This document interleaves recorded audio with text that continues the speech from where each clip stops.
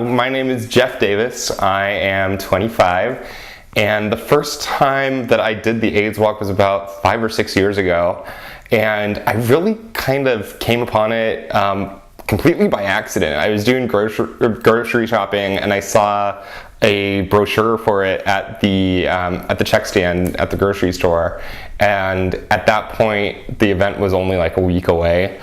But I took the brochure anyway, and I called one of my friends and I was like, hey, do you have plans for next weekend? Because I hear this AIDS walk thing's going on. So my friend and I went. We didn't raise any money that first year. We didn't invite any other people to go along with us, and we both just kind of fell in love with the event because there's just so much energy there. For those of you that are watching this that haven't done the event before, it's in West Hollywood, and there are thousands of people that show up, and it's just amazing to be in this huge group of people that all come out on a Sunday morning, rain or shine, every year to participate in this really, really important event. And there was just something about it that I automatically, probably within a couple minutes of doing the walk, I was like, I'm doing this again next year, and as long as I'm in LA, I'm making sure that I do this. The walk is long. It's a 10K, which I believe is a little over 6 miles. So it takes a good couple of, like an hour and a half at least to go through. Usually you can walk 6.2 miles in less than that, but just the amount of people in the street, the places get bogged down. But what's really nice about the walk and the way it's organized is it's been so well planned, and it's in a really great part of town.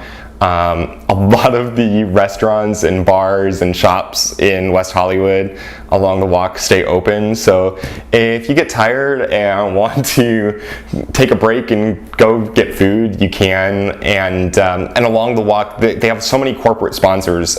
A lot of them are in the food and beverage industry, so you'll be walking down the street and people will just start handing you granola bars and bottled water, and I think one year Chipotle was giving away burritos. So it's just really nice. Like, you get all these, all these perks and all these, these little things along the walk to kind of keep you going. So.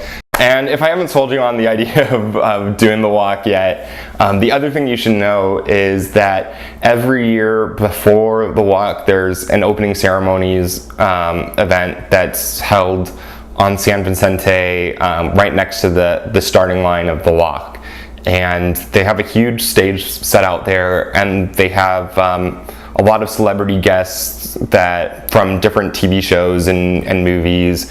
I think a couple cast members from Grey's Anatomy and Desperate Housewives have shown up in previous years, and a lot of these people will actually participate in the walk afterwards. It's just a huge street party. And that was the one thing that my friend and I said after we did it for the first time, was like, God, it was so much fun. And it was just, there were DJs and, tons of people having a great time. And I think that's one of the reasons why I really like this event and why I do it every year, because it's not about, it is about the disease, but it's not. It's really more about our community, and it's about having fun and celebrating, life, and understanding that, what we have, sometimes other people don't, and whatever we do have, we should try to share with others.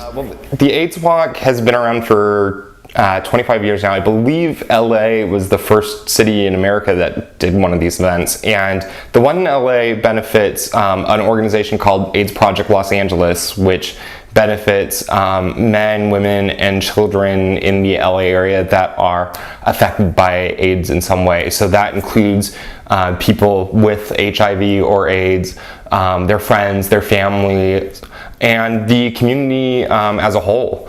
So the organization does different things like running food banks for people with HIV and AIDS, providing medical and dental care, which is huge because a lot of people in the LA area that are affected by this disease are under the poverty line and don't have any medical or dental or health insurance.